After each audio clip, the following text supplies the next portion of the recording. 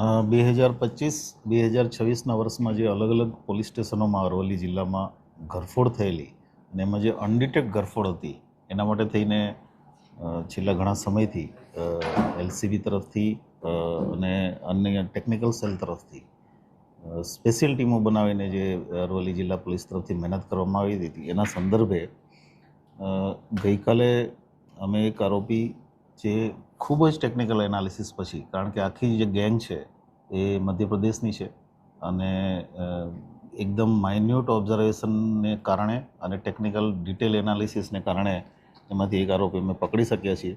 અભિષેક બછડા એ આરોપી છે, જેની સામે મધ્યપ્રદેશ સરકારે પણ અલગ અલગ ગુનાઓમાં 2000 રૂપિયાનું ઇનામ વોન્ટેડ આરોપી છે એનો મધ્યપ્રદેશમાં પણ. અને એને અમે નિંબાહેડા ગામ ચિત્તોડગઢ રાજસ્થાનથી પકડીને લાવ્યા છીએ. અમારી એલસીબીની ટીમ પીએસઆઈ તોમર અને એમની ટીમ આ કામગીરી કરેલી છે. આપણા અરવલ્લી જિલ્લામાં ટોટલ 3 અલગ અલગ જગ્યાએ એણે ચોરી કરેલી છે 2025 અને 2026માં. અને એ ત્રણેય ચોરીઓમાં Malpur police station, Dhansura police station અને મોડાસા રૂરલ પોલીસ સ્ટેશન. અમારી પાસે ખૂબ જ સ્ટ્રોંગ પ્રૂફ છે આ આરોપી વિરુદ્ધના, જેમાં આઈસીજીએસ પોર્ટલનો પણ અમે ઉપયોગ કર્યો છે, અલગ અલગ ટેકનિકલ બીજા સોર્સિસ પણ મેળવ્યા છે અને એના આધારે અમે આરોપી પકડ્યો છે. ટોટલ 20 સિમ કાર્ડ પણ એની પાસેથી અમને અલગ અલગ પ્રાપ્ત થયા છે. હજી આગળની તપાસ એમાં ચાલુ છે. રિમાન્ડ લઈ અને આગળની કાર્યવાહી કરીશું.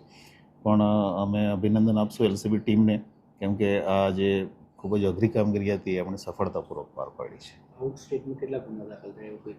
અધર સ્ટેટમાં એની વિરુદ્ધમાં ટોટલ આરોપી આમાં જે ગેંગ છે એમાં 3 આરોપી છે. 3 મધ્યપ્રદેશના છે. જે અમે પકડીને લાવ્યા છીએ અભિષેક બછડા છે, બીજો એનો સાથી જે છે સિકંદર કરીને છે અને એક કમલ કરીને છે. આ ત્રણેય આરોપી વિરુદ્ધ મધ્યપ્રદેશમાં અલગ અલગ જગ્યાએ રાજસ્થાન અને મધ્યપ્રદેશ અલગ અલગ જગ્યાએ લગભગ 15 ગુના ટોટલ દાખલ થયા છે. સર, કેવા પ્રકારની મોડસ ઓપરેટી હતી ને ક્યાં ટાર્ગેટ રાખતા હતા આ આખી ગેંગ? આ લોકોની રાત પહેલાં તો શરૂઆતમાં રેકી કરે છે, પછી રાત્રે એ રેકીની જગ્યાએ આવી અને ઘરફોડ સીધી જે ઇમ્પ્લિમેન્ટ કરે છે, દરવાજો તોડીને એન્ટર થાય છે. અને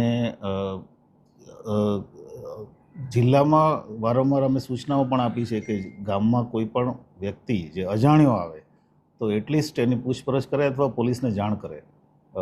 એ કારણસર જ એને અમુક જગ્યાએ ચોરીનું જે અંજામ આપેલો એમાં એકદમ માઇન્યુટ ઓબ્ઝર્વેશનને કારણે આ આરોપી અમને પિન પોઈન્ટ પકડી શક્યા છીએ.